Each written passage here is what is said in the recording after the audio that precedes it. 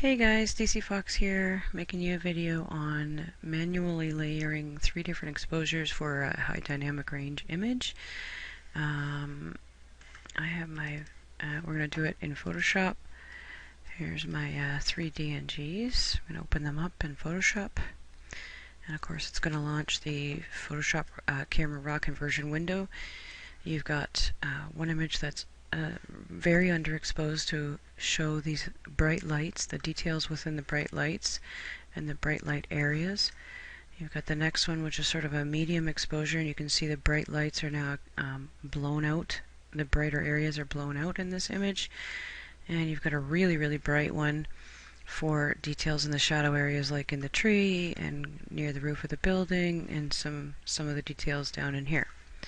So without adjusting the exposures obviously on any of them, because we need them all as they are, we're going to open them.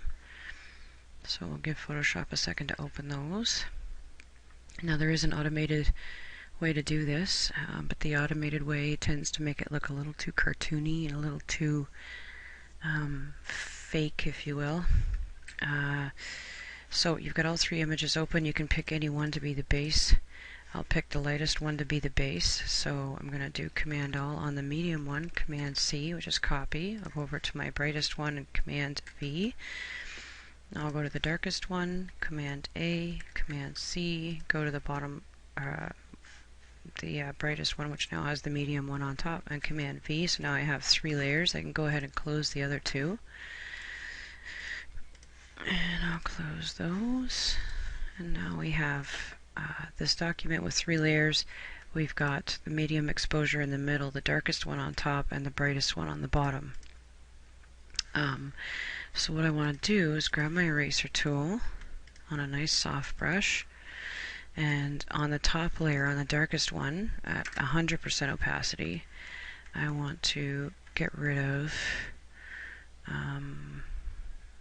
just about everything except the areas around those bright lights where I want it to stay as the, I want the area around the bright lights to stay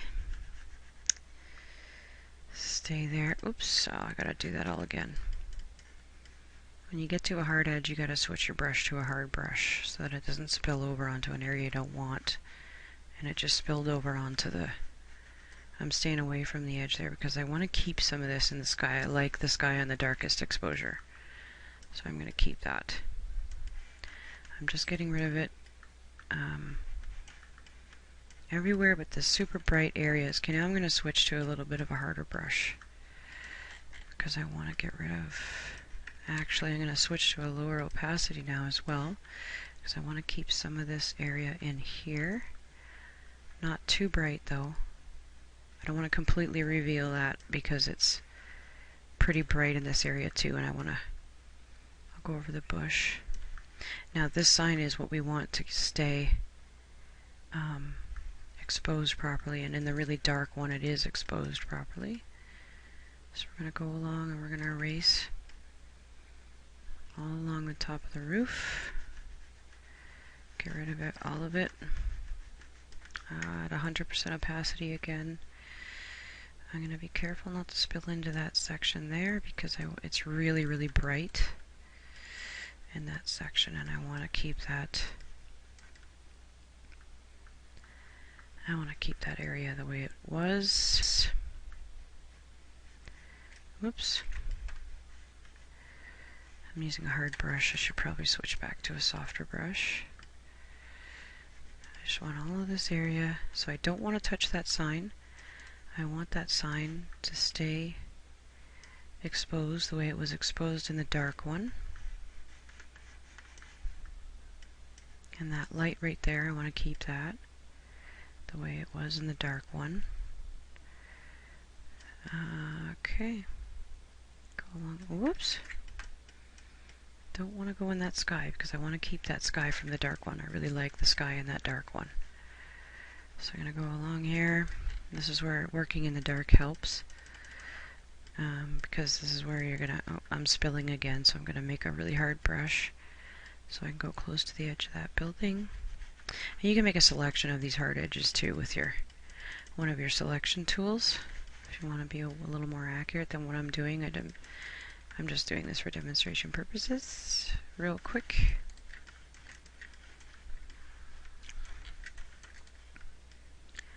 So as you can see, I'm getting rid of pretty much everything. Okay, here's where I want to make sure I have a really soft brush. I'm going to lower the opacity a little bit.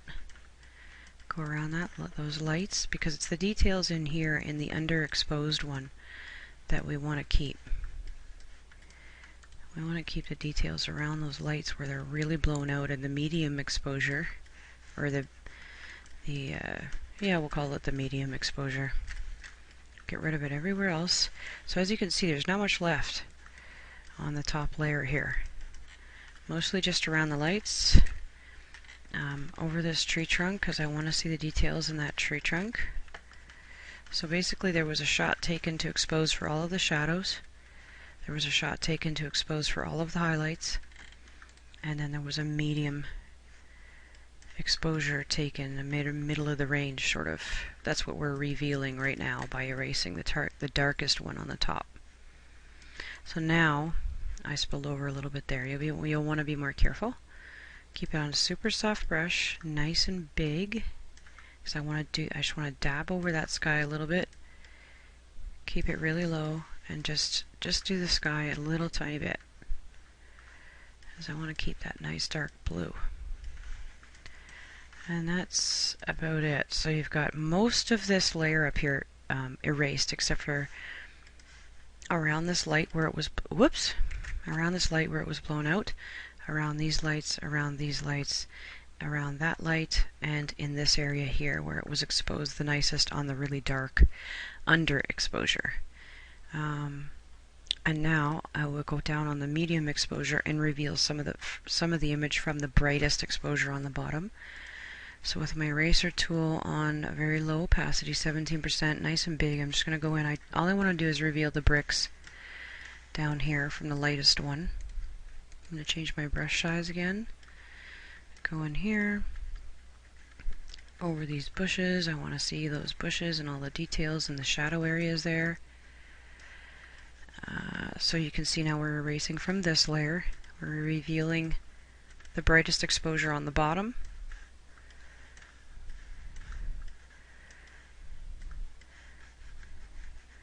And that's it. So now you've got three exposures at play here. When you're happy with this, then you can go ahead and flatten it. You can flatten it either here, or you can go layer, flatten. Now it's one image, and then at this point, if you want, you can go in and be more selective, and you can go in on midtones at a low opacity on dodge, and you can go and dodge out some more stuff. I like to dodge the highlights on the bushes and the bricks and just bring out the pavement a little bit more. So you've got a nice full range of tonal values going on here. Some nice shadows. This kind of exposure is tough to do, but it's so easy to just do this in Photoshop that you can take 3 exposures and have a really great image when you're done. It takes but moments. Looks great when you're done. And that's it. And I bring out those stones, and then if you want at this point you can also go in and do a little sharpening. You go filter, sharpen, unsharp mask, and sharpen to taste, unless of course you're sharpening a print, then you would crop it first and then sharpen afterwards. And that's it. You got a nice high dynamic range image.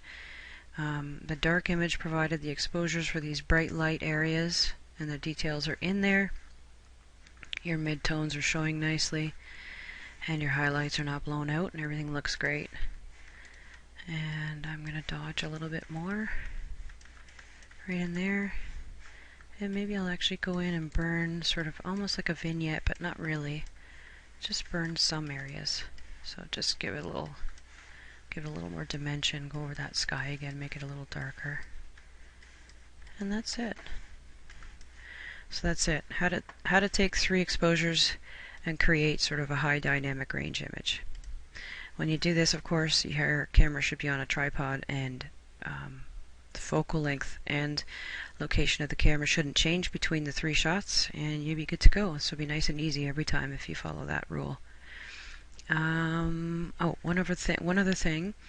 If you do this and there's a tree in the shot, and from one shot to another, say leaves have blown, and they don't line up with the image underneath, if you're doing some erasing and it shows some leaves have moved in the image underneath, just when you're erasing that top layer, erase where the whole area to reveal the tree all the way underneath, or don't erase it at all and keep the top one 100% opaque so you can't see through it. You'll have to choose which one you want the leaves to be showing 100% of if they move. But most inanimate objects don't move, and if you do it on a still evening, the leaves won't move. That's it. Thanks for watching.